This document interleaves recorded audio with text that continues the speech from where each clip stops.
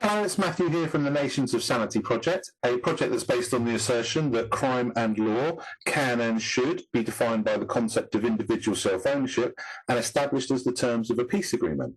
And I'm sitting down to have a conversation here with Brent Freeman, who is the host of the Aiming Up podcast. I'll put a link in the description for that. I highly recommend you check it out. I've been binge watching it a little bit recently, as well as some conversations I'll also put a link to that I've seen recently with Adam Haman, who's also another channel I recommend people check out if they don't already know it, and also recently with Jacob Winograd.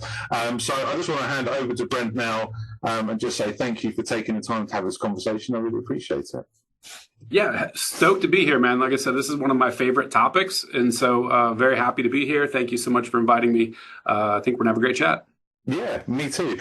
I mean, there's kind of two things I kind of would like to speak to you about. One is the Nations of Sanity project and this basic idea of establishing the non-aggression principle as the law through a peace agreement.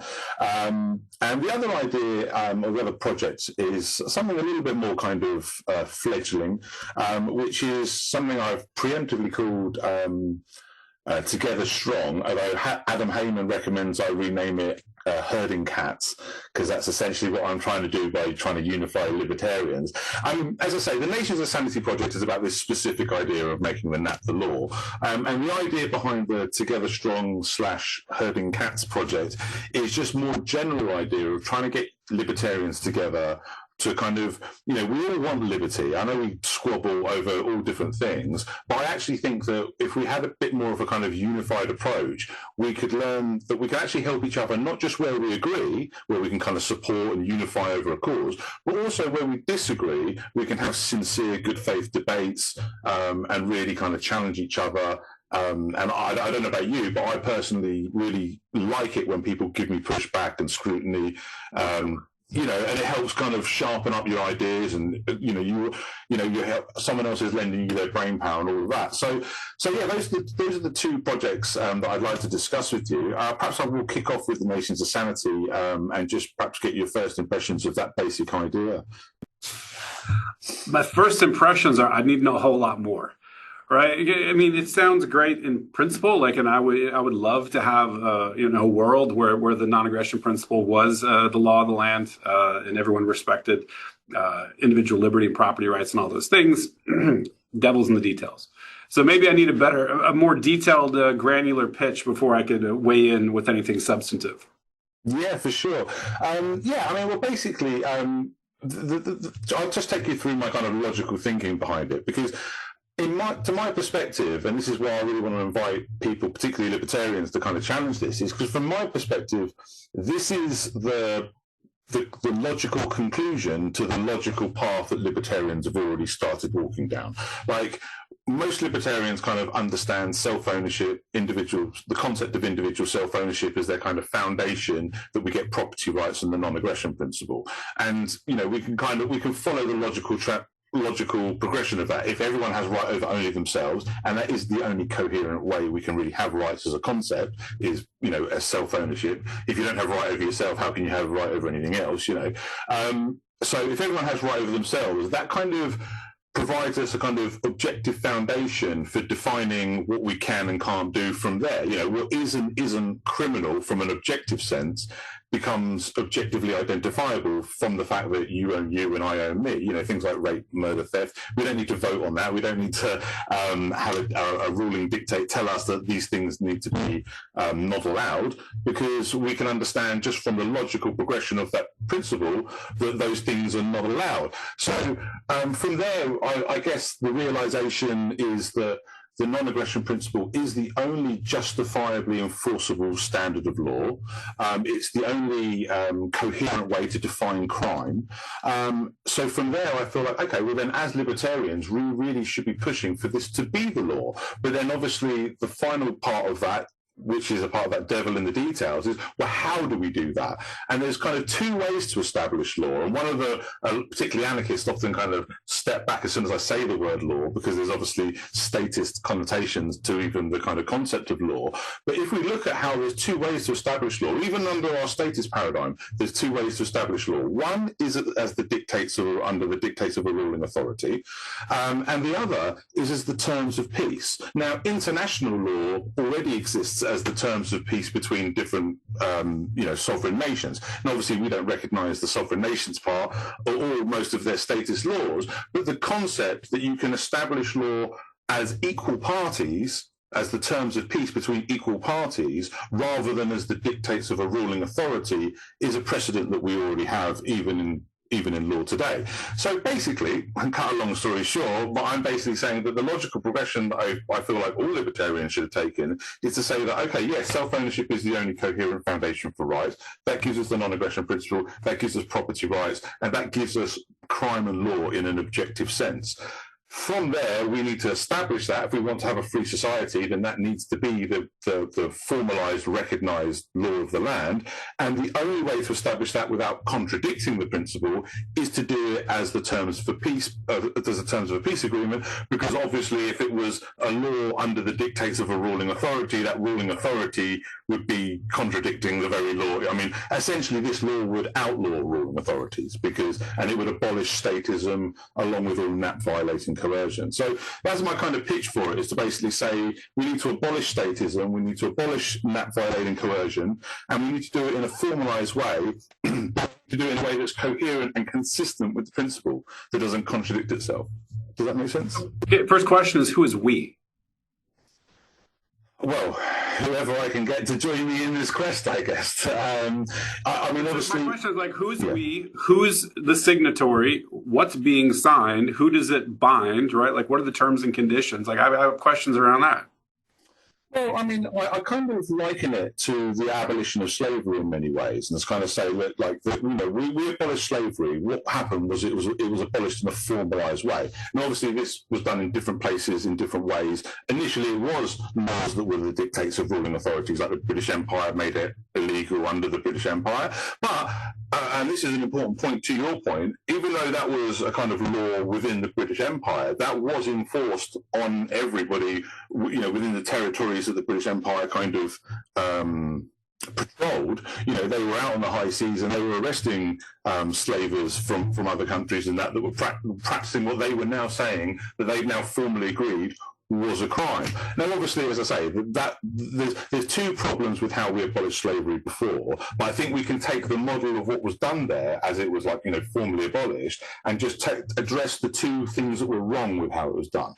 And the two things that were wrong with how it was done was, one, it was primarily done under the dictates of ruling authorities, although later down the line, peace treaties for international law were put in place that abolished slavery. But initially, it was, like the British Empire outlawed it, America outlawed it eventually, and these things happened. But the other thing that happened was when it was abolished, it was only abolished, like they only abolished slavery in this kind of narrowly defined form. This idea of buying and selling people's property.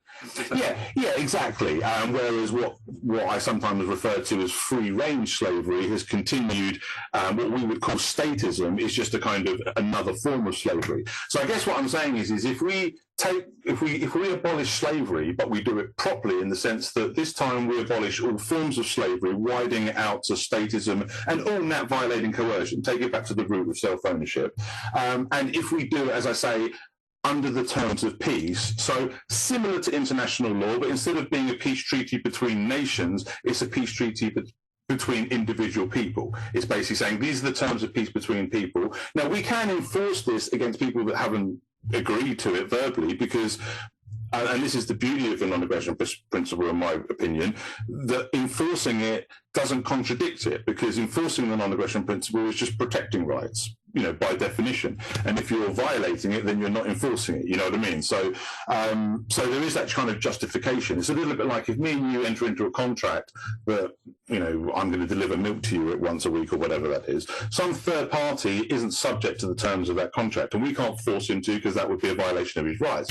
But if me and you enter into a peace agreement where we agree that rape is wrong and it's a crime and we're not going to allow it to happen and we're not going to do it ourselves, and you say, well, the third person, he's not subject to that contract, of course, because, again, that's just a contract between me and you. But the terms of peace we laid out, we can enforce on him because he doesn't have the right to rape, regardless of whether he's part of our little peace agreement. And enforcing that is just protecting rights, which we have the right to do against people, whether they're part of our peace agreement or not. But the point of the peace agreement is to get enough people together to formalise and establish this in a way that we can actually abolish it effectively. And like I say, again, I don't want to labour the example of slavery too much, but I do keep bringing it back to that kind of, because obviously there are a lot of people who are against slavery and were not practising it themselves long before it was abolished. But until it was formally abolished, as much as it wasn't done fully and as much as it was done the wrong way, until it was fully abolished, slavery was practiced and, done considered as a legitimate thing. Then once it was abolished, that didn't get rid of it entirely, just as like rape being illegal doesn't get rid of rape, but it becomes a crime. It becomes something that's no longer formally allowable behaviour. It's something that we all recognise that you're not allowed to do, and people are within their rights to use force to stop you from doing those things. So, so I don't know if I hope I answered your question. I went on a little bit there. Yeah. So I think I get the framework a little bit, and it feels to me a little bit more formalized than it needs to be. I mean, there's a couple of problems with this. Number one, people love their chains. Right now, like we have this, like not chattel slavery, but like you mentioned, like a human farming model where the government and the corporations sort of use our productive resources to enrich themselves, and we get some benefits out of that whole thing. And then the underclass is getting increasingly larger benefits, I think. I think there's a lot of people that are net takers on the system, at least in America. Over half of the Americans, or close to half, I think, don't pay any income taxes.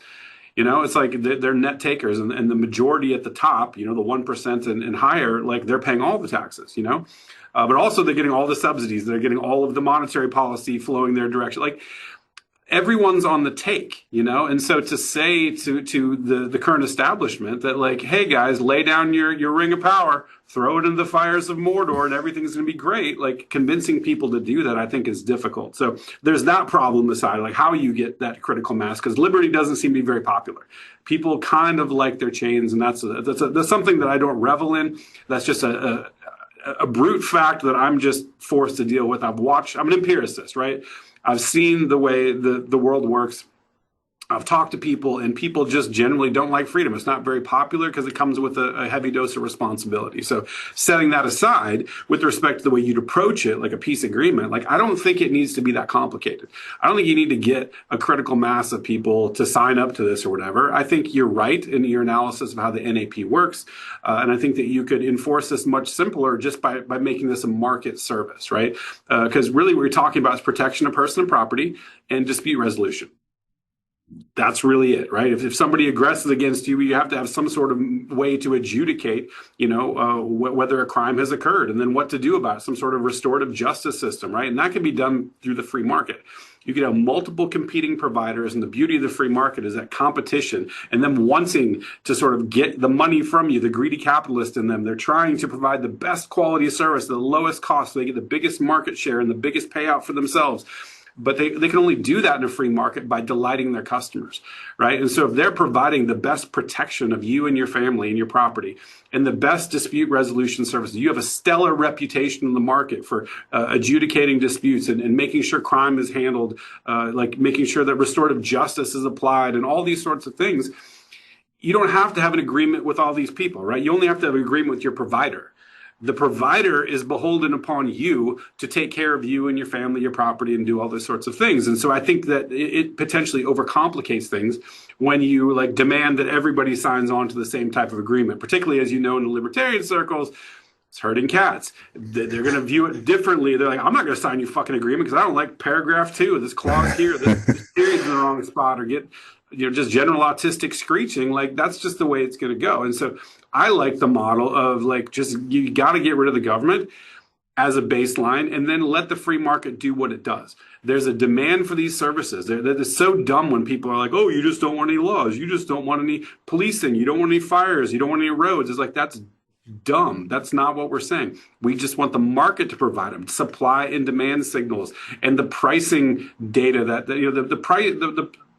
the pricing mechanism is the most brilliant aspect of the free market. It is so rapidly updating, and it so updates people's consumer preferences, the supply of various materials. Like, it is an incredibly complex system that governs all transactions between humans without force and without coercion. And so I think just having those models where it's like, hey, if I want to have my home and property and family protected, and dispute resolution law enforcement, I'll just buy it on the market. Then you have to worry about convincing a whole bunch of people.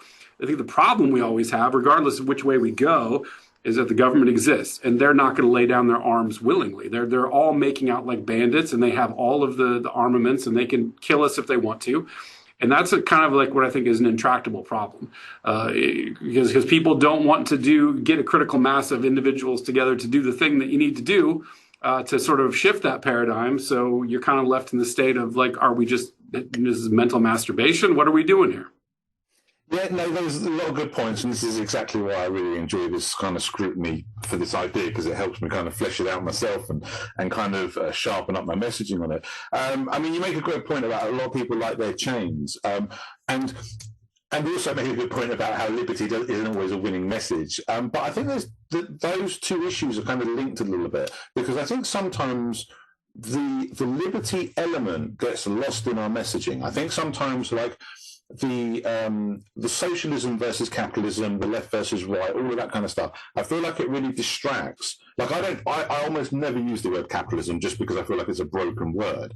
I just talk about, but everything you've spoken about is what's true of freedom. And to the extension of what we call the free market, well, what is a free market? It's freedom. It's just free people operating free, but with a freedom that's defined by their self-ownership.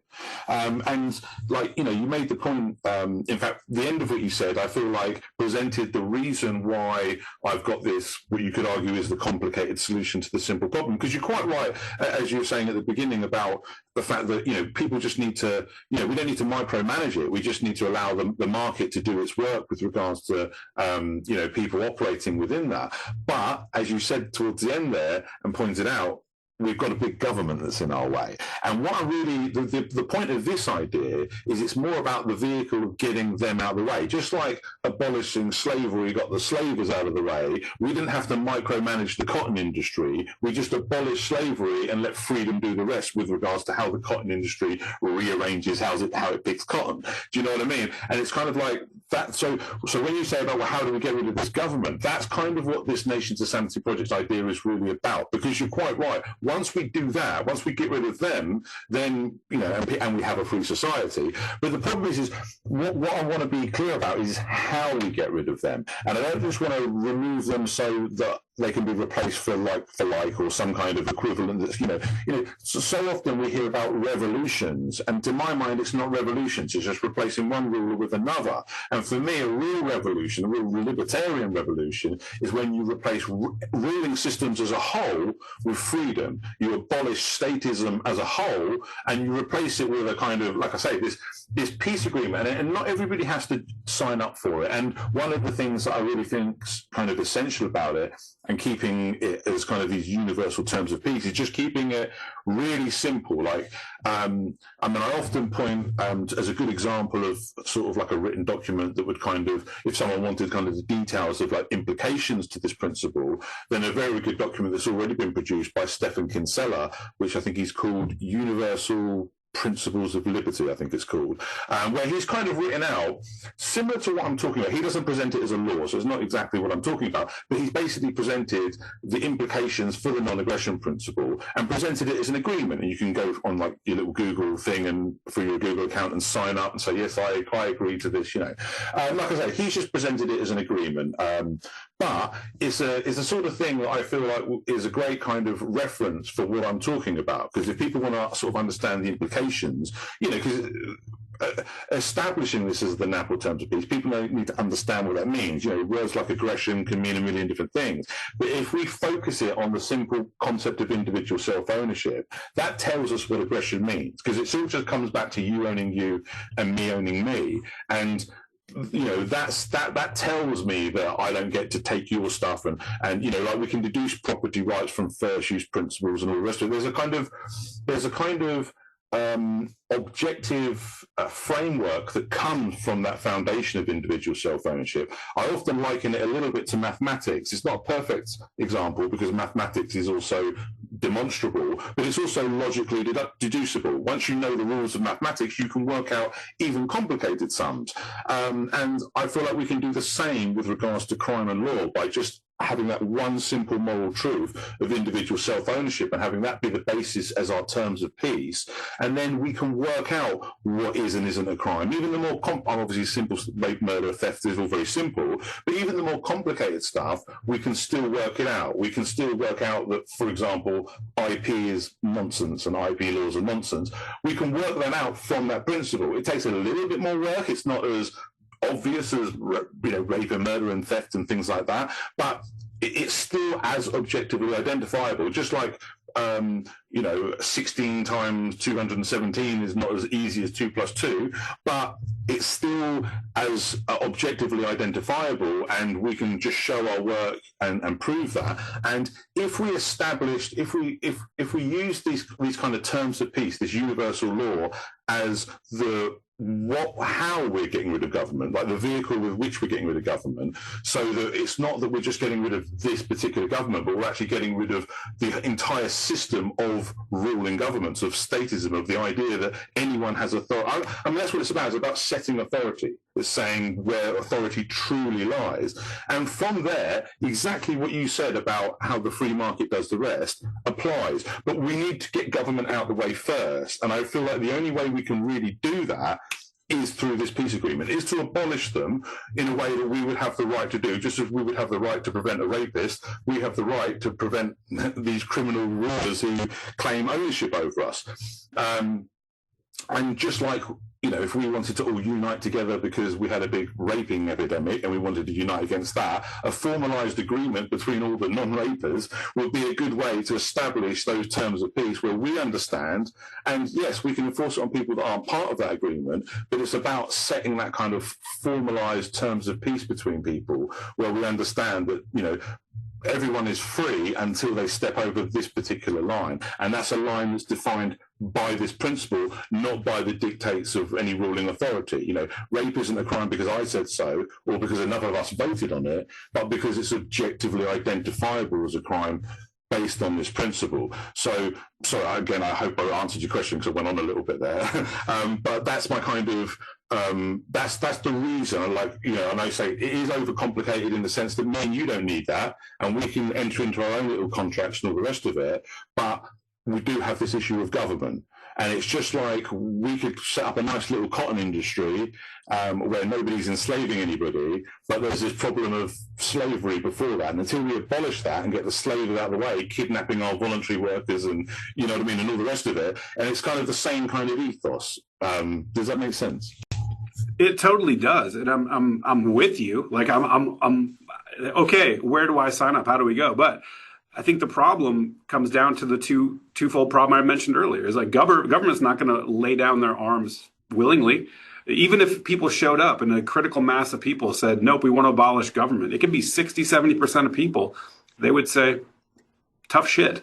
Particularly in America, you've seen the ruler that we have. Like there's no rules that anyone follows anymore. He just does whatever he wants. And over time, we've seen this sort of decoupling from what was intended to be, constitutional principles of governance. And, over time, that's eroded so much where it doesn't mean anything anymore. And there's no way that think about it. We have a whole bunch of child rapists that are running the United States government and appears to be kind of world government, and people are just shrugging. Everyone's just kind of like, yeah, that Epstein thing happened. That was weird, right, guy? And nobody's doing anything. And if that's not a line to to where like mass rape of children and blackmailing of our government officials and the whole system being, controlled by outside forces, that's not enough to cause people to be like, we can't have a government anymore. I'm not sure there's a line.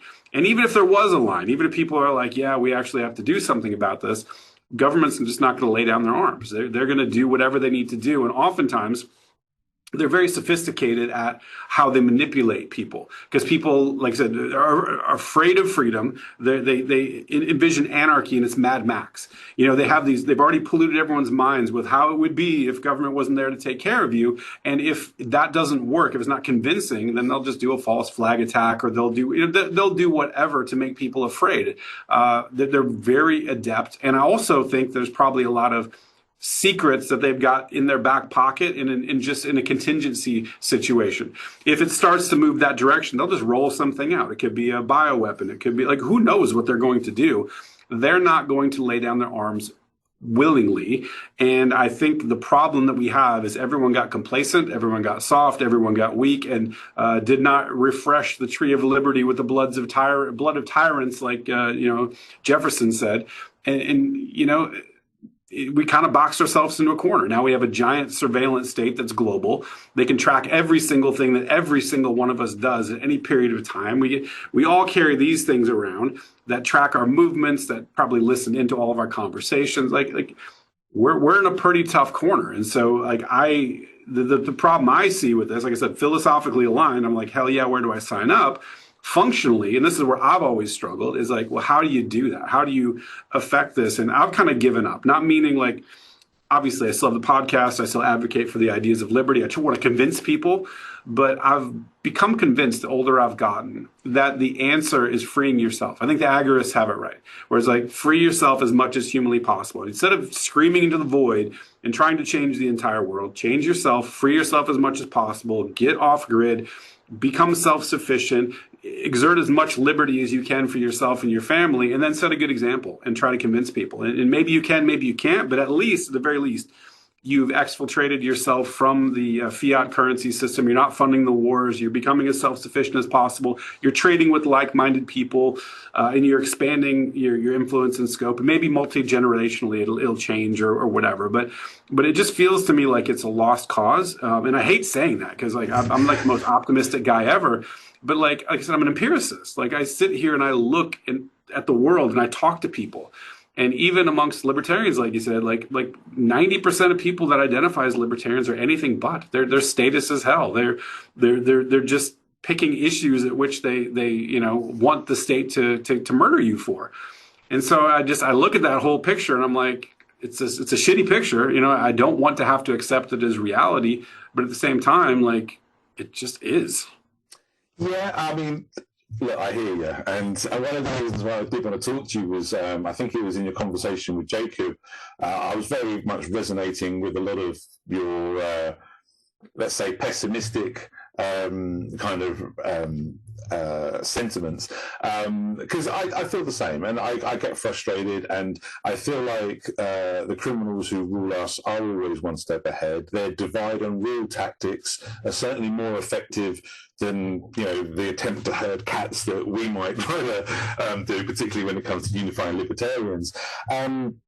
But on the flip side of that, and I think you've got to try and hold on to a little bit of hope, because, and again, I don't want to keep harping back to the slavery example, but before slavery was abolished, that probably seemed pretty unthinkable, because prior to that, it's all anyone had ever known. It had always been legitimate, so until it was abolished, and then all of a sudden it's not about whether the slavers want to give up their slaves. They don't have a choice. They're now criminals. It's so there is that kind of, that's kind of like the kind of rationale behind my approach. And I think, although I think this idea is the kind of, the logical progression and what we should all be kind of,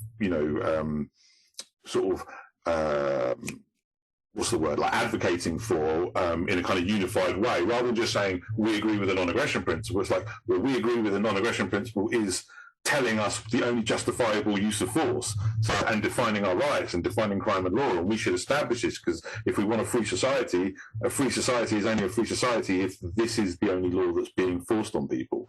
Anything else being forced on people would violate their rights, and enforcing this is just protecting rights and making sure that, whether it's the wickedness of, the high levels of wickedness from governments ruling down on us, or whether it's low-level criminals that are in alleyways trying to attack someone walking home or whatever, it's the same principle. And I feel like if we clarify our messaging to this one specific goal, which I feel like is undeniable from the logical progression of our principles point of view, but I also think it would solve a lot of our messaging problems, like a lot of the things that get lost in the socialism versus capitalism. Because, like you said about how people like their chains, and most people have a little bit of what we might call a sheep mentality. And I even feel like we can reach them in a way, not necessarily to the same depth that we might want to people that are having more of an intellectual exploration, but like how you said, there's a lot of people calling themselves libertarian who aren't really libertarian when you get down to it.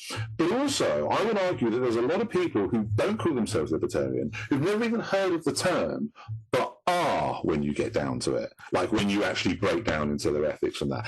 I mean, funnily enough, when I've had conversations with people and they ask me what was your journey to libertarianism and stuff like that, and a lot of people say, oh, I read Rothbard or I read Ayn Rand or all this sort of stuff. I mean, to be perfectly honest, before I was a libertarian before I was familiar with the term. Before I heard the term non-aggression principle and stuff like that, I was a libertarian, and I kind of got that from. I'm a musician, and I got that from Bob Marley. I make reggae music, and I'm a big Bob Marley fan. But I got that from him because he was preaching pretty much a libertarian message without ever saying the word libertarian, without ever saying the word non-aggression principle. He spoke about government, calling it Babylon. He spoke about freedom and get up, stand up for your rights, and all of this kind of thing. It was a central part of his message. Obviously spoke out against things like cannabis laws and things like that for obvious reasons, but and that's kind of the thing that kind of made me realise. And when I speak to regular people, most people hate their government. Most people, I don't know anyone who votes, left or right. Most people I know just, they've got, and it's not because they don't want to affect change, it's because they know that voting won't do anything. They know that the parties are all pretty much the same, at least to the degree that would matter in a significant degree. So I feel like there's, as much as I almost get more hope from the non-libertarians than I do from the libertarians, because the libertarians, or at least people that call themselves libertarians, because they twist themselves into intellectual knots, trying to justify things that aren't really libertarian, like the bordertarian libertarians, or the pro-IP libertarians, or even the minarchist libertarians, who are like, well, we still need a little bit of government, so that's like saying you need a little bit of cancer. Yeah, apart from the fact that let's not extract it fully. It'll be fine, guys. Don't worry. Just a small tumor. Exactly. Apart from the fact that you don't want it there at all, the fact that it's going to just inevitably grow back and I mean, I always point from my argument against minarchism. I always point to your country, the American. Because you could argue that started as a minarchist system, and look what it is. Look at the giant tumor it is now. So, so I fully get that, but I just feel like as much as it does seem hopeless, I think that is why we've really got to focus on what is our best chance.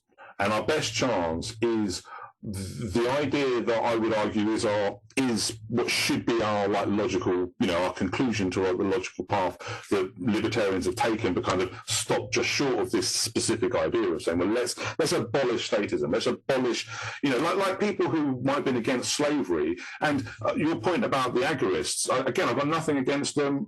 Just like I've got nothing against people like Lark and Rose and that who talk about saying, it's evolution rather than revolution, and we need to just. I support all of those things, but the reason why I'm more advocating for this specific idea is because I don't trust those ideas to win the day.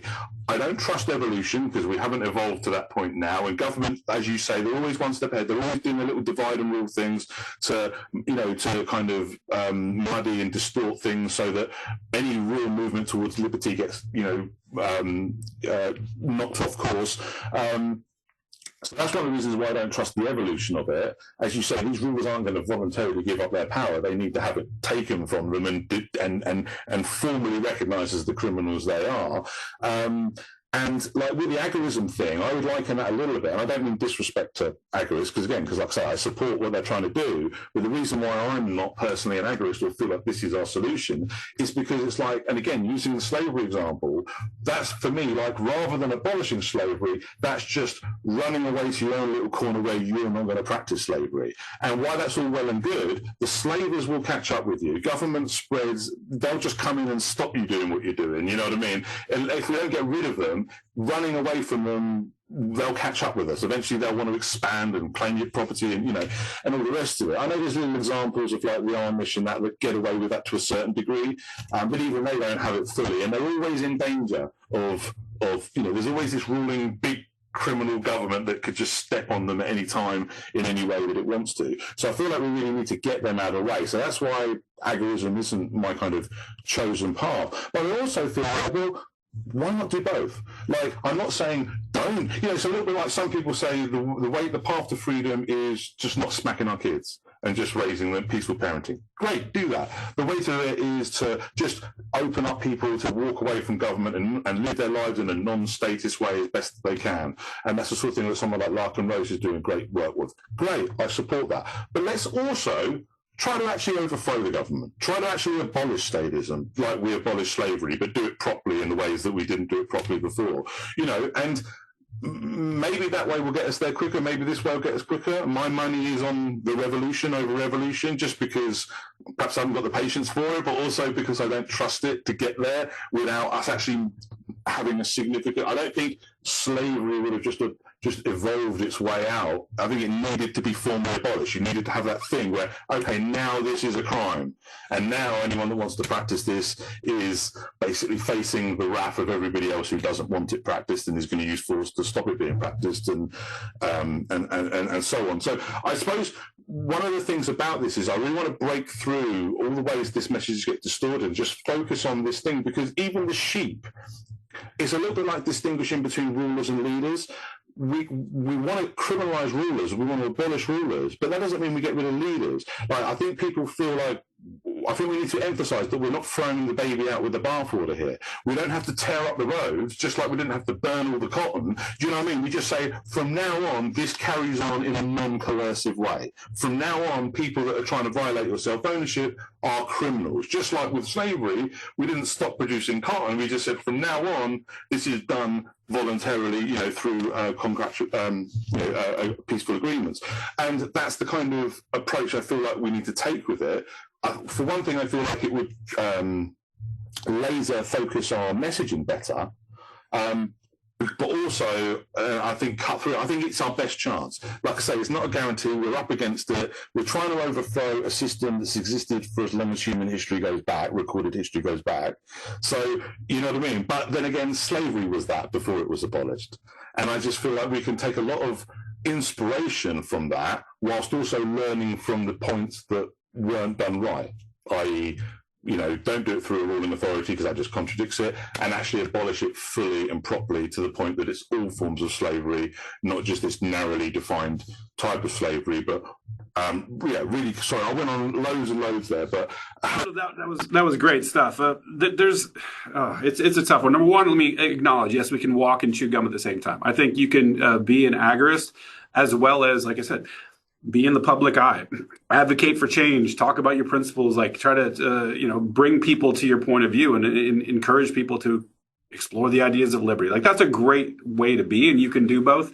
You can do three things, actually. If you wanted to overthrow the government, like, that's obviously an option, or at least in America, that's in our founding documents, right? This is not like a controversial thing that should be like pearl clutching and, oh my gosh, like, no, that's actually written in our founding documents, that if the government turns tyrannical, you can take them out. And this is where I think the Napists fall down a little bit, is they're so focused on, I have to abide by the NAP at all costs. It's like, hold on a second. The government is not. And the NAP is supposed to be a voluntary relationship.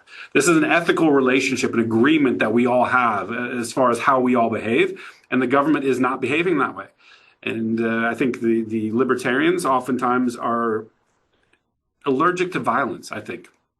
And I'm not sitting here saying everyone should be violent, but there should be like at least a line that everyone has where it's like, this is the boundary that you're crossing and it will be met with violence. Just like, it's not controversial to say you can deploy violence in self-defense. If somebody breaks your door down and is trying to, do a home invasion, in America, we just shoot them. That's just what we do. And that's not controversial. But for some reason, when you flip the paradigm, you talk about government doing the same thing essentially towards their people. And if you were to take an action, all of a sudden, the whole world starts pearl clutching and acting like you're a crazy person. And, and I don't know what the answer is to it, but I think there's a lot of libertarians that are they're kind of pussies. When it comes down to doing the thing, they talk a lot, particularly the Republican side, the right-leaning conservatives. They talk a lot about the Second Amendment, but they don't live it. They don't believe it. They're not going to do anything about it. And that's a tough situation because there's only two ways this thing falls down. Number one, it collapses under its own weight, which I think is most likely. I think the United States government is about to collapse. The monetary policy is out of control. Everything is going to collapse financially, and that's actually the worst outcome. Unintentionally having a nation state fail leads to famine, leads to violence, leads to like a whole bunch of negative consequences, right? And so I don't want that to happen. But unfortunately, I think that's probably the most likely outcome for the way that the government fails. And I've been thinking a lot about this. Maybe that's where we target, instead of trying to convince people ahead of time, because I don't think they're going to do it. I don't think they're going to do it voluntarily. But if you at least are talking about, okay, because obviously you and I are pretty smart people and we can see the patterns forming and we can be like, okay, this thing is coming to an end at some point. Well, what if we had a platform that sort of addressed everyone's concerns and said, like, here's an option. When everything falls apart, that's when I think people are most likely to want to have a solution. And if they haven't thought about it, then basically you're just going to get suckered into some new government type of solution. Someone's going to, politicians going to show up and promise to take care of them. And everyone's like, oh, please take care of me. Just whatever you need to do, take my rights. I don't care. So maybe that's the approach, is that be planning for the collapse, because the collapse is going to come. And maybe have some information about how we can organize a free society. Like in Bob Murphy's book, Chaos Theory, it's awesome. Stephan Molyneux's done a lot of great work. David Friedman's done work. And if we could distill that down into some basics of how we could have governance without government, maybe that would be our opportunity. I'm not exactly sure. It might be just as hopeless as the other options, but when I talk to people about liberty, their brains break because they're used to a unidimensional solution. What they want is, well, hold on, you need to tell me exactly how it's going to be in a free society.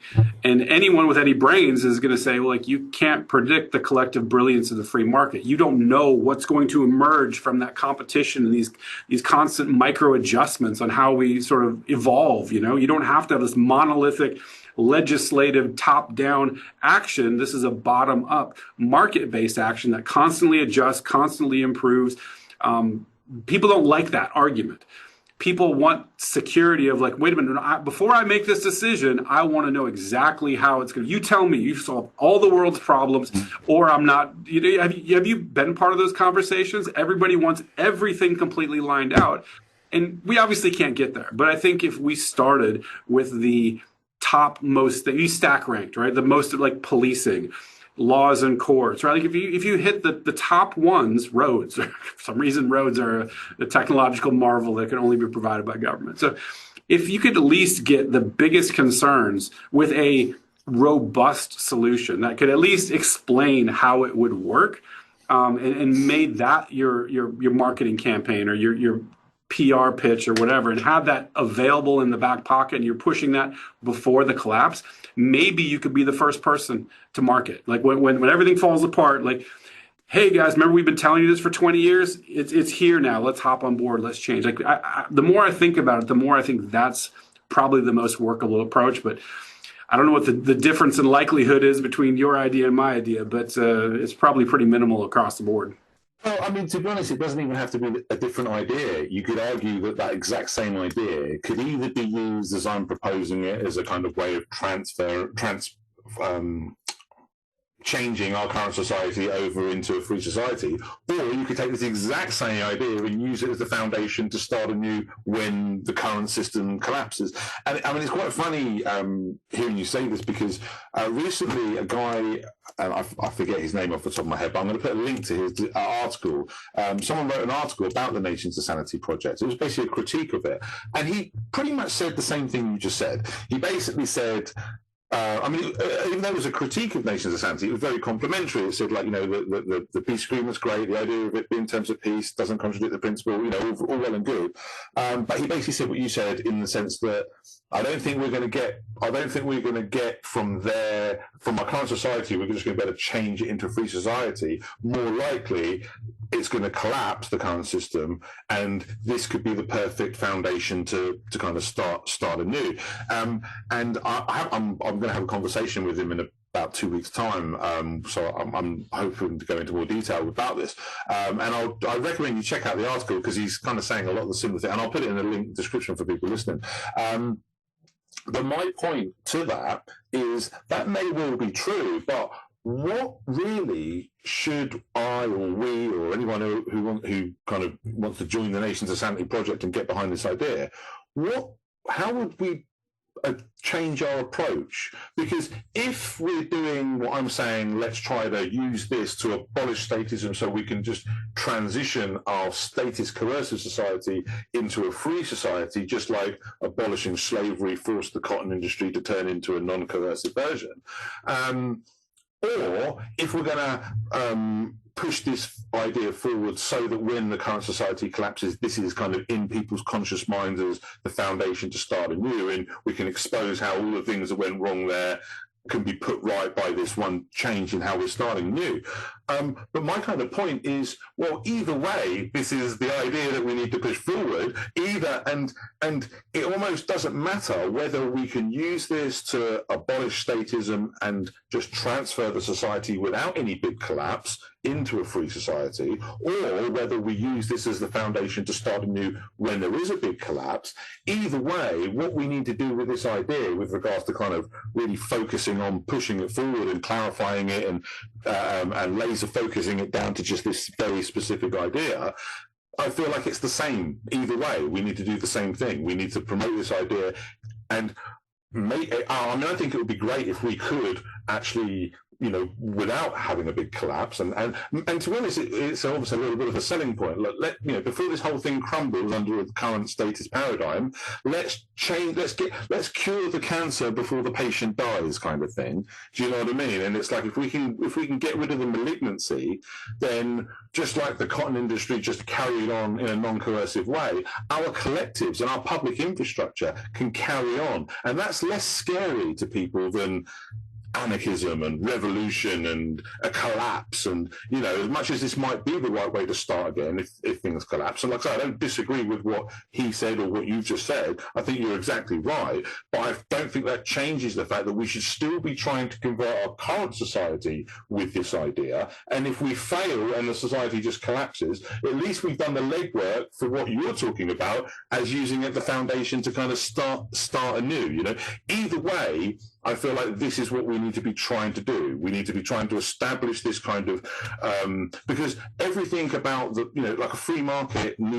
a free market's not a free market if the people aren't free. You know what I mean? And as much as we don't need to micromanage every little detail, when people say, oh, well, what's a free society going to look like?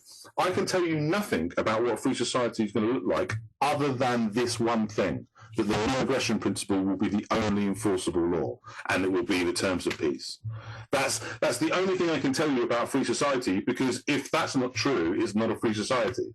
If there's anything else being enforced as law other than the non-aggression principle, you don't have a free society. If the non-aggression principle was established as law under the dictates of a ruling authority, you don't have a free society. If any organisation has a monopoly on enforcing the non-aggression principle, like in a kind of minarchist paradigm, you don't have a free society. So my point is we need to lead with what's actually going to define the free society. And in all of our free market arguments, we almost don't even need to. I mean, certainly, I think they're good.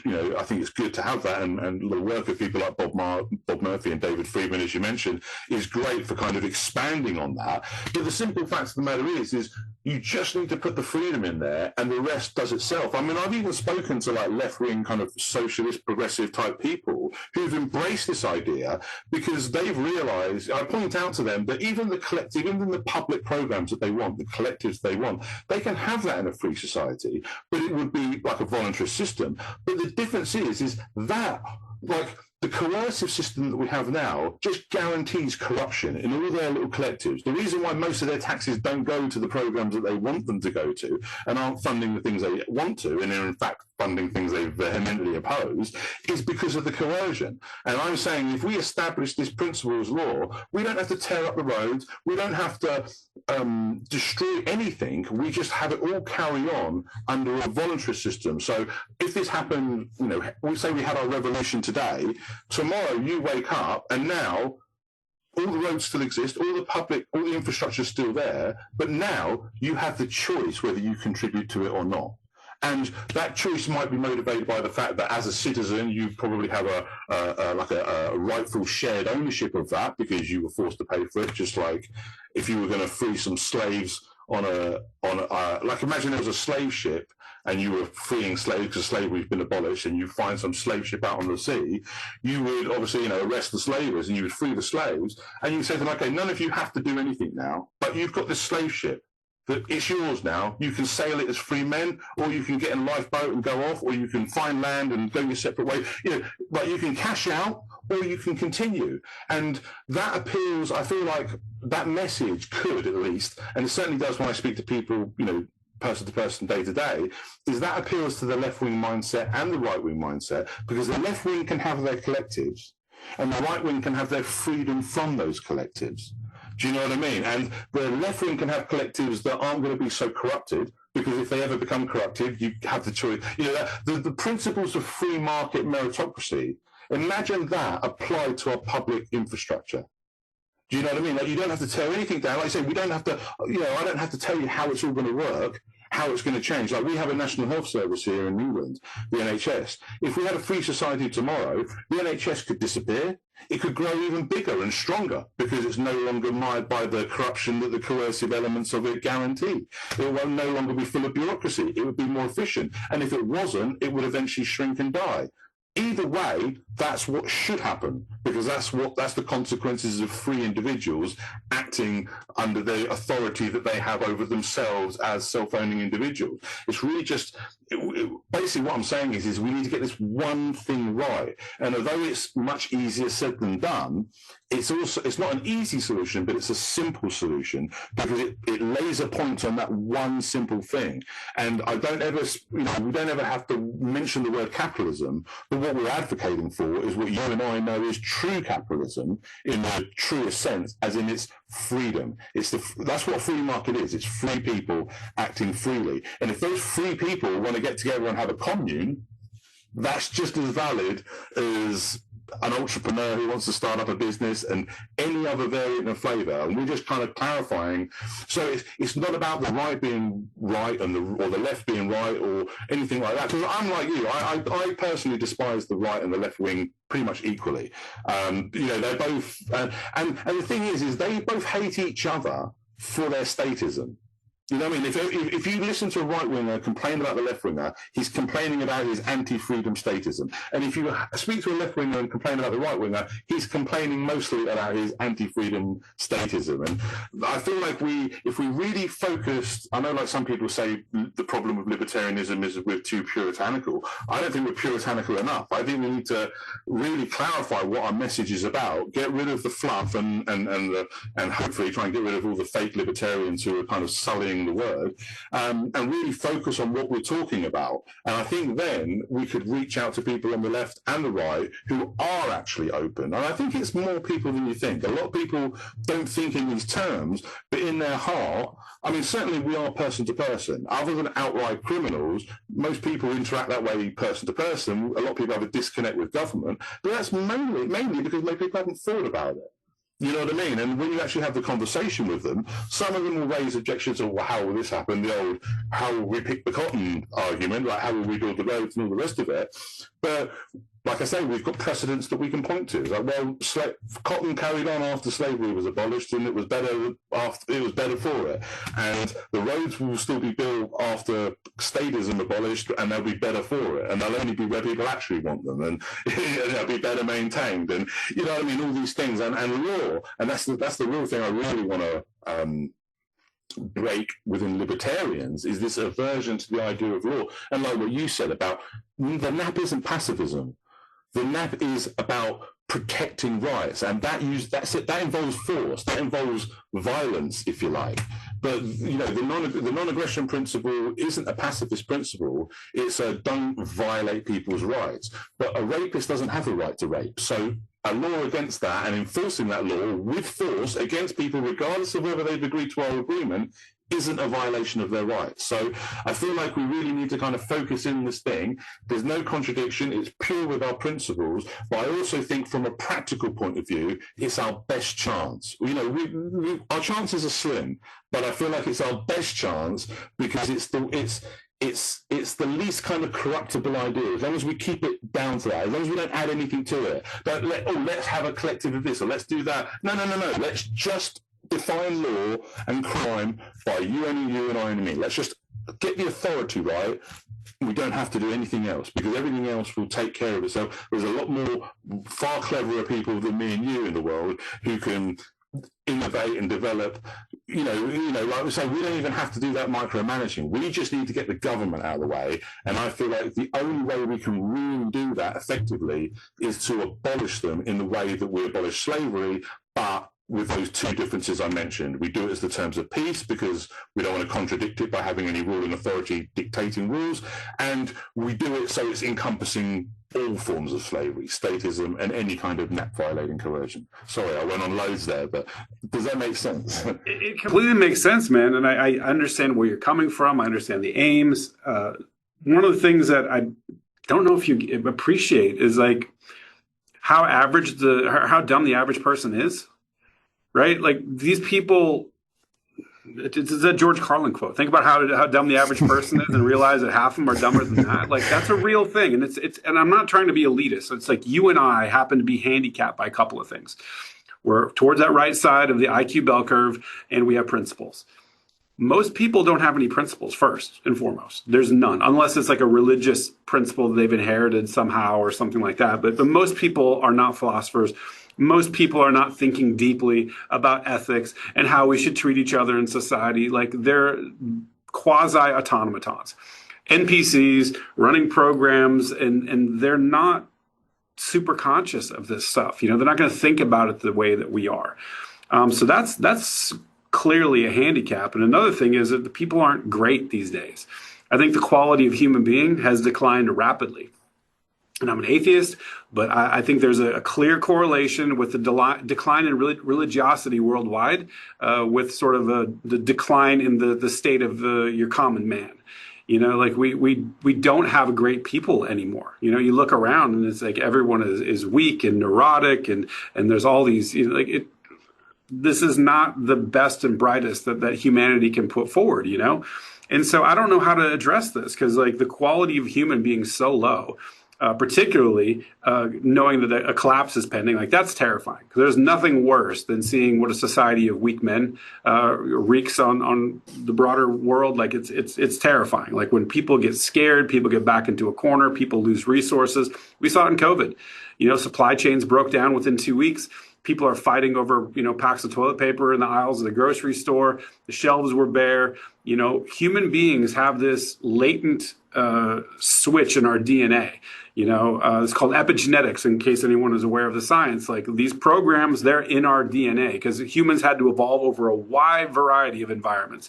And in a state of war, chaos, shortages of resources, the animalistic side of human beings comes out. And like I said, we're already at this base layer where we agree, like people aren't super bright, don't have any ethics or principles, and you put them back them into a corner as far as like taking care of themselves and their family and making sure they have enough food to eat and water to drink.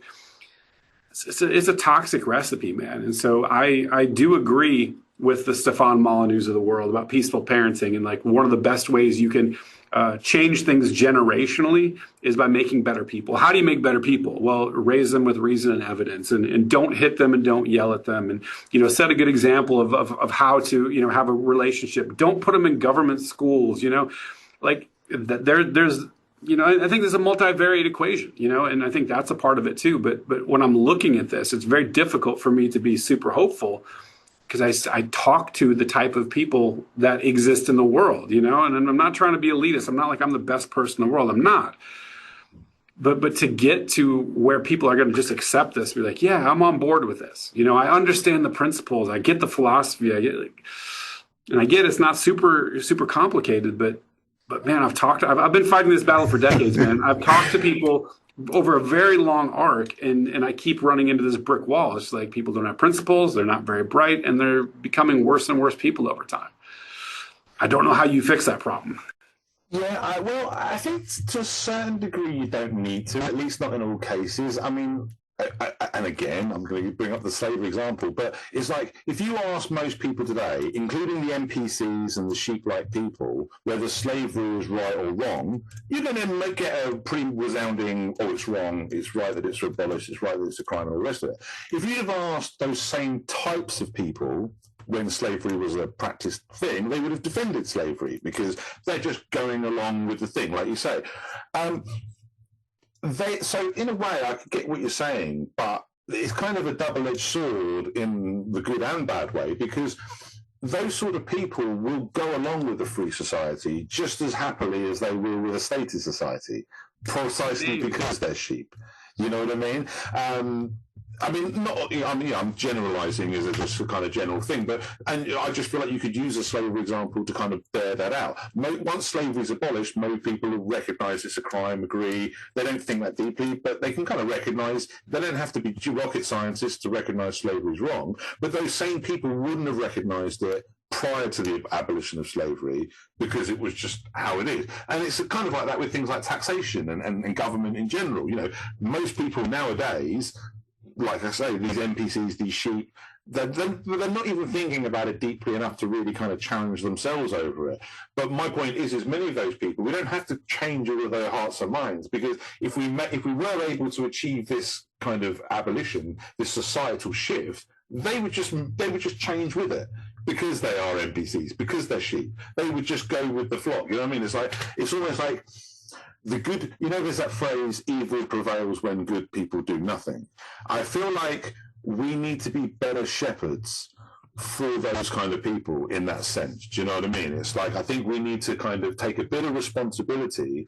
We're not responsible for them, but you know what I mean? It's like, we need to understand that, okay, yeah, a lot of people are sheep, but there's a lot of people that aren't. And those that aren't need to really kind of lead the flock to the safety, rather than and expose the wolves in sheep's clothing, if I'm not stretching this metaphor too much. But you know what I mean? It's like, because again, all of these objections you're raising are 100% true. I can't disagree with you on any of it, what you're saying. But I just feel like that still just comes back to this being our best bet, that this being our best option, because it's the only way to cut through these things. Not as a guarantee, you know what I mean? Like you say, it could still fail.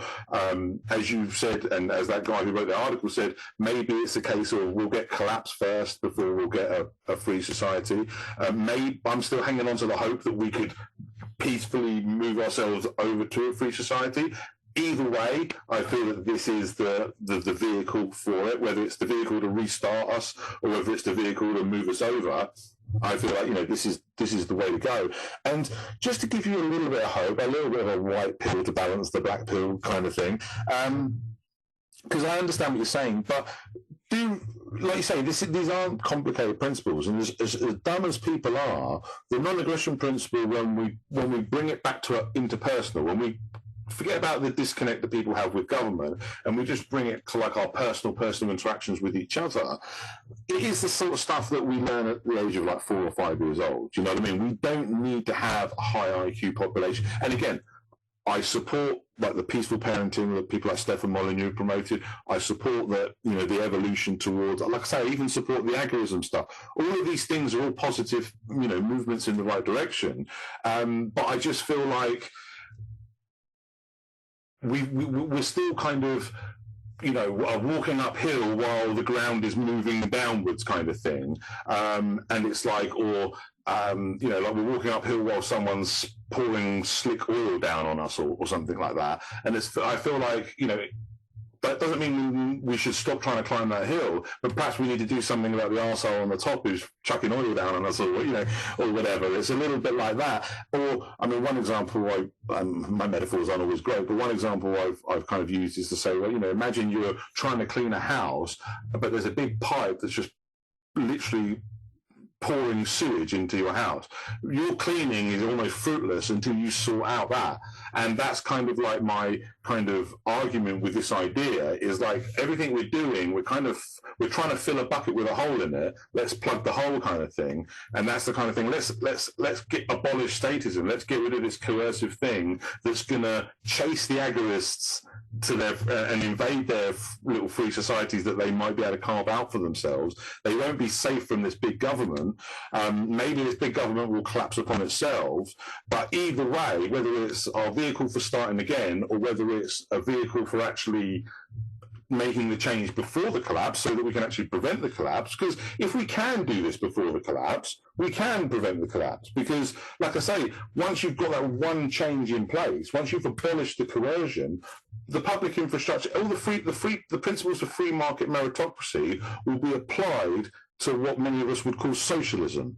And all of a sudden you'd have, if you forgive the oxymoron, you'd have voluntary socialism or free market socialism. That's not an oxymoron at all. I don't think there's anything contradictory about the non-aggression principle in socialist voluntary associations. Do it if you want to, man. Just don't force it on anyone else.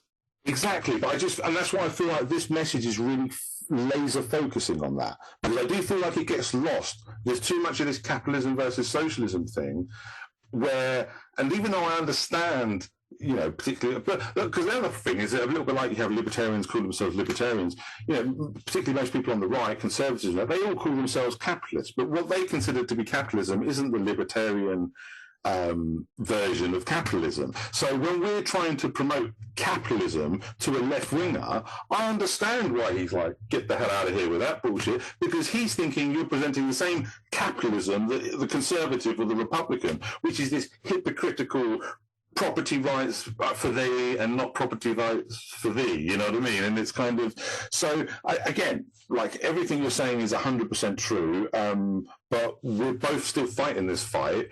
And if I could use one other analogy, it's a little, like you mentioned the Lord of the Rings thing, it's like I kind of view this idea as saying, well, let's go to Mordor and throw the ring in the fire so no one has power to rule over each other. Because that's what I want to do. I want to get rid of the power to rule over each other. And then I'm not going to dictate how the elves and the dwarves and all that live. Freedom does the rest, you know what I mean? And it's the same with the left-wingers and the right-wingers and the different public institutions and the companies and all the rest of it. We just need to get rid of this coercive system, which, as I say, is easier said than done. I fully accept that. But, we're trying to fight this thing. It's like, or use a Star Wars example, let's blow up the Death Star kind of thing. It's like, we can run from it, but how far can we run? Eventually it will catch up with us. Eventually the empire spreads, government spreads. I think we really need to take them on.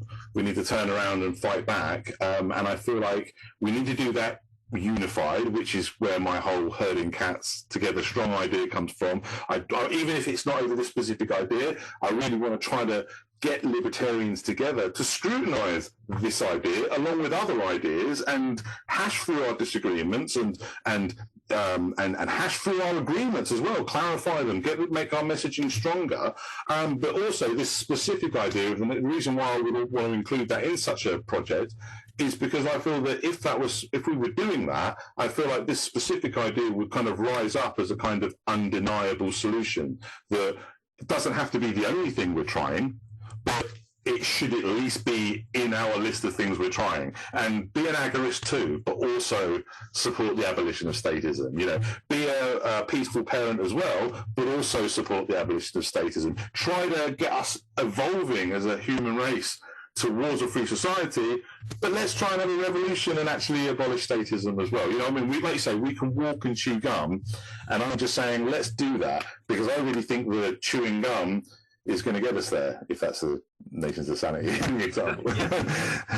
I'm with you 100%. And I, just to be clear, in case it didn't come through in my comments, I want to abolish statism. Like this is a goal of mine that I've been fighting tooth and nail for decades, you know, so I'm fully behind the cause. Part of my reticence is just like, it's just the engagement with society. Like, you know, I got a podcast, and this is the tail end of my engagement. This is me trying to go public to reach more people to talk about it. So like, I clearly care about advancing these ideas and trying to move the ball forward. I think just my personal experience is that seems to have not borne a whole lot of fruit for me personally. And so I'm like, okay, well, I'm at least going to take care of myself and my family first. We're going to secure that first. That's the most important thing. Put ourselves in the best possible position in the event of ... Okay, cool. That's a baseline. And I encourage more people to do that. But at the same time, we should be having these conversations. We should be strategizing. We've got to figure out a better way to get the message forward and get more public, you know, in the public's ears and eyes a lot more. I think Dave Smith has done a fairly good job as far as like being on Joe Rogan, like massive platforms. We're starting to get some discussion of this. It's starting to make it a little bit more mainstream, but it feels like it's, you know, Dave's not exactly, you know, like fully on board either, you know? So like, I don't know what the answer is. Like to get enough critical mass, like I think you're right, sheep will be led, right? But you have to have a clear, coherent message. It has to be cool, it has to be inviting, it has to be appealing, there has to be a personality behind it. And who are we kidding? Libertarians aren't the best on personality, right? Like this a bunch of screeching artists half the time. Like it's difficult to find a good messenger to carry it forward. Either it's too heady, it's too you know, in the weeds as far as the, you know, how much study you have to do to understand. I think you're doing a great job of like, okay, let's crystallize it. Let's boil this thing down to the basic stuff that most people agree with. Like, hey, don't rape, don't murder, don't steal. Tough part I've found is like, even if you do that, people still don't get it, right? Because you're like, well, hold on a second, taxation is actually stealing. I'm like, no, it's not. And I'm like, wait a minute, the government will kill you. I'm like, no, they won't. Like, they're just going to send you a note. I'm like, okay, and then what? You know, like eventually men with guns, you know, they show up at your house and they knock your door down, and then I'm like, I keep walking people through this. So what happens next? Well, then they try to handcuff you. What if I don't want to be handcuffed? And what if I defend myself against the aggression? Well, then you just assaulted a police officer. Like, that mind fuck is so deep inside people that even crystallizing and distilling the message of the NAP down to very basic things that we all sort of agree upon completely shifts when you start talking about government employees. Like, they get a separate set of ethics they work from, and it's just baked into their brains.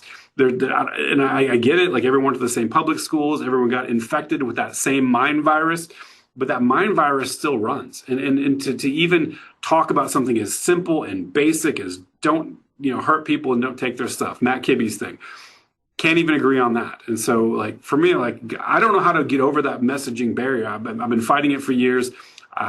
People just somehow don't seem to get it. They believe government is legitimate. They believe that these people have got a right to act in completely polar opposite ways from an ethical standpoint, and it's okay. And I don't know how to counteract that. I don't know how to countervail that mind virus that everyone's just kind of infected with. Yeah, I mean, look, it's not easy. And you know, I've been doing my channel and pushing this idea and speaking to people for quite a few years now myself, and you know, my fruits aren't exactly bountiful for it.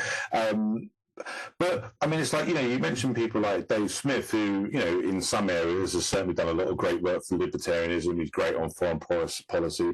He's terrible on immigration.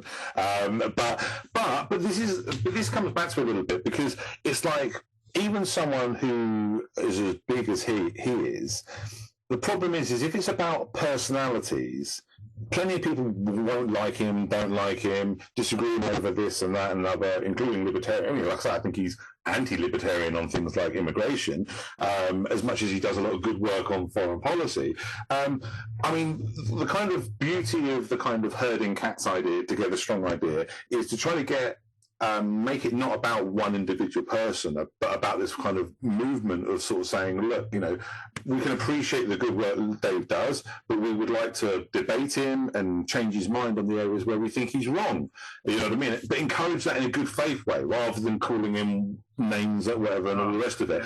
That's because this is the problem. Is I've reached out to Dave to try to debate him, and he's actually blocked me, and I haven't. But I don't feel like that was deserved, because I've been pretty good faith. But I did criticise him a little bit over his sort of relationship with Tim Paul, sort of saying that he was sort of sucking up to him a bit, and he kind of blocked me for it. But a lot of time I reached out and saying, I think you're wrong on immigration. You do lots of great work and other things. Really would like to debate you on this, because I think I can change your mind, to be honest, because I think there's arguments you've not really considered and stuff like that. And the kind of the whole bringing people, libertarians, together in a more general sense really comes from the kind of idea of just feeling like, one of the reasons why Adam Haman said call it herding cats rather than together strong is he finds together strong as a bit too much of a kind of kumbaya kind of title, and herding cats is a bit more funny and apt for what we're trying to do. But the reason why I kind of initially called it together strong is because we are stronger together. We genuinely are. And as much as someone let's forget where he's bad on immigration, Dave Smith does a lot of great work on foreign policy, but he's still only one man. And, his connections with Joe Rogan, and he gets the message out there, but he's still just one man. Whereas if we had a kind of unified message and a unified movement, so that Together Strong will be about trying to get a unified movement where we come together, even where we disagree, and have a good faith approach of trying to challenge each other. Because anyone who is good faith, not only do they want to challenge other people where they think they're wrong, but they want to be challenged. Just like the reason why I invited you here is because I wanted you to challenge these ideas, because I want to see where it's wrong or improve it, and and all these things. And I feel like we can all kind of come together with that attitude, and then come into the Nations of Sanity and that more specific idea. I feel like, imagine I could persuade, and this is very, but imagine he unblocked me and I had a conversation with Dave Smith and I persuaded him about this specific idea, the Nations of Sanity project. And imagine I'd done that with another person and another person, another person. All of a sudden, like the Nations of Sanity project, this idea, whether it's under the Nations of Sanity project or whether it's this idea under a different name, it doesn't, because it's not about this project, it's about this idea. It's not going to happen just through me promoting it. It's not going to happen just through Dave Smith promoting it. But it might happen if enough people kind of recognize that this genuinely is like the logical solution for what our principles are telling us we should do. And I feel like if we really kind of work towards focusing that, it's a little bit like the end the Fed thing is quite effective because it's simple. Let's do this one thing. Now, the problem with that is ending the Fed isn't really going to achieve enough on its own. But the idea of having this one thing you can do that's just going to have so many problem-solving implications, and then even the things that it doesn't solve directly, it gets the government out of the way so that it can get solved indirectly through innovation and free people and the free market doing its magic and all the rest of it. So I just feel like if we can adopt that approach, easier said than done that it is, it's the sort of thing that can really catch fire, because somebody like Dave Smith does know Joe Rogan. And before you know it, this idea that's currently being promoted by someone who's got like 200 subscribers on his YouTube channel, tomorrow it could be being spoken to someone like Joe Rogan to an audience of millions. And the one thing about this idea is I feel like the biggest weakness of this idea is the lack of attention on it, the lack of, it's not in the conversation. It's not, even libertarians are really promoting this very specific idea. And as I say, we're too kind of disjointed in our messaging. It's all, some people it's this, some people it's that. And that's great to focus on a specific thing. Like I say, Dave does great work on foreign policy, and I applaud him for that. But this specific idea, it kind of has these far-reaching implications, but it's one focused idea, like abolish slavery, like end the Fed. It's a simple kind of message that can kind of cut through all the noise, and it's very difficult for people to beat it down, because the more you scrutinize it, the more people say, well, what about this? What about that? The more the strength of it kind of is revealed. I liken it to sort of saying, look, I feel like I've built a vase that's indestructible, so I want to invite people to come and smash it with a hammer or blow it up or do whatever they can to try to prove that it's not indestructible. Now, if I've got an audience of 50 people all hitting it and kicking it with rudimentary tools, all right, maybe I'll get a bit of road. But if the whole world is trying to smash this down and failing because the logic of it stands up to scrutiny and all the rest of it, we don't have to convince all the sheep, but the more and more people try to attack it and it just kind of stands firm, that's when the kind of strength of it will kind of what I say, I'm talking with certainty. I know it's not a certain thing. There's the potential for it to kind of rise above the noise, or to cut through the noise is probably a better way of describing it. And that's why I just feel like if we, like I said, I really want to promote the idea of herding cats and getting people to work together, even independent of this specific idea, and just have this ethos of let's come together. We all want liberty, even if we disagree. We should come together on that as well, and work together and work as a movement that will be more effective than any one individual can do. But also this specific idea. I feel like if we were all kind of championing this specific idea and having it scrutinized, I feel like it would be a game changer. And there's no guarantees in life, but like I say, before slavery was abolished, it would have seemed like that was never going to happen, because we've only ever known slavery before it was abolished. And I just liken that to today. All everyone's ever known is statism. Most of the sheep are going along with it. But we could change that. Just like slavery was abolished, we could abolish statism, and we could do it properly.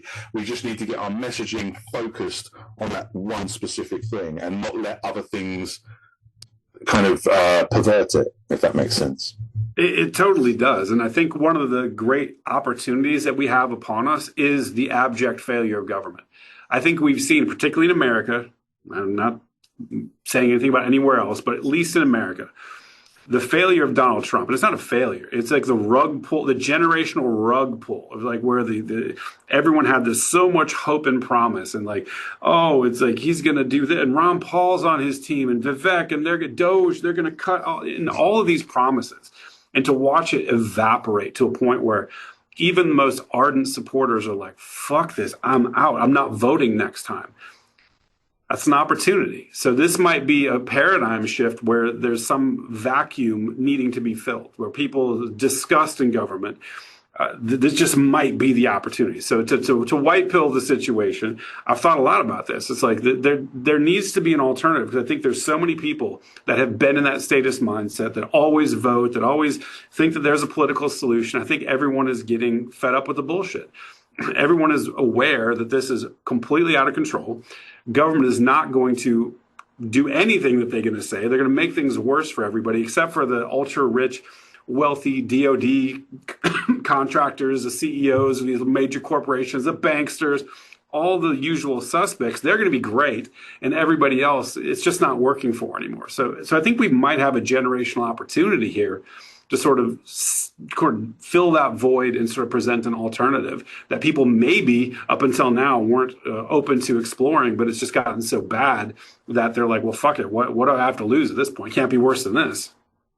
Yeah, well, exactly. And I just think it's important that we have our shit together so that we don't miss that opportunity. You know what I mean? Because the thing is libertarians really could and should, in my opinion, be able to step in where there's so much disillusion. Like, even many of the people that voted for Donald Trump are like, I know he's got his sycophantic core MAGA followers that would literally... They're all paid shills at this point. Gunther Engelman and all these crazy people they're Benny Johnson, and like, everyone knows that that's just like a paid influencer class that doesn't represent real people.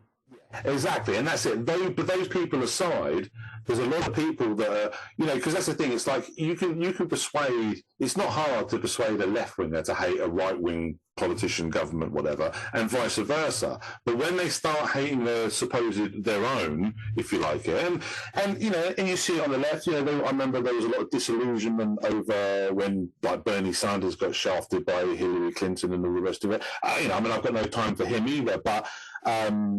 But the fact of the matter is that's the kind of thing that, like, a lot of people that supported him were like, hang on a minute, they were kind of waking up to the corruption a bit. And the problem is both sides, anything that's kind of stopping them is they see the only alternative is the other side. Do you know what I mean? We as libertarians aren't showing them a coherent alternative. because too much, particularly I feel like our right-wing affiliation is a bigger handicap, because I feel like left-wingers just see libertarians as right-wingers, and kind of associate and smear together the same problems. And that's not helped by the fact that a lot of people who call themselves libertarians are just right-wing statists, you know what I mean? So that doesn't help our cause. But again, that comes back to focusing our messaging back to this simple thing that is more universal, that does appeal to a kind of morality that at least sits in the inner 5-year-old of most people, even if they've kind of become disconnected as they've gotten older and stuff like that. But I mean, and also, you know, we're talking a lot in the context of people that are within the political landscape. Like I say, most people I know don't vote at all, because they see the whole thing as bullshit. And those people are already primed for something like this. But even a lot of the current people that do vote, either left or right, are becoming more and more disillusioned, are waking up more and more to the fact that, like, I think like a lot of people, I mean, one of the things that, like, you know, to be fair to Dave Smith, you know, because obviously he voted for Donald Trump, but he's obviously denounced that, and, you know, and even said, you know, maybe even Kamala would have been better, you know what I mean? Because she wouldn't have done that and done this. And I remember when a lot of people were saying, oh, really, he's clearly the lesser evil. And I was like thinking, well, I'm not so sure, because even some of his rhetoric, like when he was on about banning, criminalizing flag burning or giving police even more immunity than they already have, like, that's not a recipe for even more, you know. So, you know, things like that, I'm like, well, even Kamala Harris isn't on about giving the police even more immunity or criminalising flag burning. I'm sure there's plenty of things you can point to where she was worse than him, but that's the point. There's always some little area where you can point to that they're a little bit worse than them, but generally speaking, they're both serving up the same shit. And I think more and more people are waking up and smelling that shit now. You know what I mean? And, you know, there's going to be a small group of mostly hacks, as you pointed out, that are going to still be bleating, you know, these messages. But more and more people are waking up to it. And I think the problem is we as libertarians aren't showing them a clear, concise, coherent solution, an alternative. And at the moment, the left thinks the only alternative is the right, and the right thinks the only alternative is the left. And sometimes you'll get them moving over the other side because they're that disillusioned with their own side that they'll convert to the other. It seems to be more left to right, but there's a bit going the other way sometimes. But I feel like a lot of those people would come this way because, again, the biggest complaints you hear the left about the right and you hear the right about the left, we end up agreeing with both sides when they complain about each other. It's like, you know, when they say, oh, well, they just freedom-hating hypocrites. You're like, yeah, they are. And that's true whether you're talking about the left or the right, you know what I mean? So when a left-winger is saying, oh, right-wingers, they just they only like rights when it's their rights, and they don't care about rights when they want to violate. And we're like, yeah, that's true. But then when the right-wingers are saying that about the left-wingers, we're like, yeah, that's true. And that's where we need to stand and say, well, okay, but we're about neither of those hypocrisies.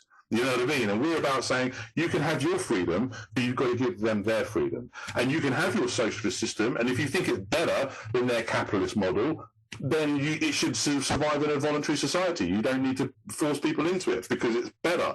You can offer them something better. You know what I mean? So yeah, I mean, like I say, this isn't a guarantee or anything like that. And we are, you know, we're really up against it. It is, you know, Rebels versus Empire, is Hobbit versus Sauron, kind of David versus Goliath. And unfortunately, all of the examples I've given are either fiction or kind of mythology. But like I say, we can look at more real-life cases of things like the abolition of slavery, for all the things that were wrong with that, even the inception of your very country. For all the things that have gone wrong with that, you can still take inspiration for what they did right. All men are created equal, but it was great. They just should have stopped there. You know what I mean? And not create a government that contradicted that. But you know what I mean? But what I'm saying is it goes to show that these things can be achieved. And things like this have been achieved in the past, but they had their problems, they had their flaws, but we can learn from what they did right and take inspiration from that, and we can learn from what they did wrong and correct that. And I feel like if we do that, and we take the logical progression from our principles, this is where we end up with. Non-aggression principle is the only enforceable law. It should be established as law as the terms of peace. That will give us our free society. And then everything else, the free market principles of meritocracy, that then gets applied. And like I say, the left-wingers can have their left-wing stuff, the right-wingers can have their right-wing stuff. It's even like with the COVID thing. Imagine COVID happened in a free society paradigm, and imagine you still had organisations, they weren't ruling governments, but organisations that were trying to herd the sheep into getting vaccinated and wearing masks and all this bullshit. We wouldn't stop them from doing that. We just wouldn't let them impose that bullshit on us. And just like the data would then show who had the better model, like where Sweden had better results than, because they didn't do the lockdowns in countries that did and stuff like that. You know what I mean? Eventually people will, again, like that's where this whole free market thing comes into play. But like I say, we don't even need to frame it as the free market. We just need to frame it as the freedom part. And that's all it is. That is all it is. So, yeah, I mean, I don't know if you want to kind of wrap up the conversation, or if you've got more to say. Spot to wrap. Otherwise, I'm going to not be able to make it home. I'll be stuck in traffic forever, man. but I'm. By the way, I push back a little bit, not meaning to I'm philosophically on board. Like I want a free society. I'm only giving my perspective as far as what I've seen, and I clearly hope that we're crossing some sort of boundary with respect to government, where even now, like in America, the lefties are buying guns and talking about maybe the right people were correct, the government can become tyrannical. So I'm trying to look at the Donald Trump era as like maybe a golden opportunity, right? Maybe this is ushering in the golden age. Maybe we have a door that's opening, and I want to walk through it. So I'm partnering with you. I'm partnering with anyone in the sound of my voice that cares about liberty and wants to have free people and free markets. I'm fully on board with this train. I'm a cat that is willing to join the herd, man. So thanks for what you're doing. I really appreciate that, and I'll let you go so you don't get stuck in traffic. But I just want to say thank you again for taking the time. Really appreciate. I appreciate the pushback. I don't, I invite it, so it's good. And perhaps we can speak again in the future and see how 100%. We can move this along. 100%. Really enjoyed the conversation. Thanks for having me on. That's great. Thank you, mate. Appreciate it. Yep. Take care.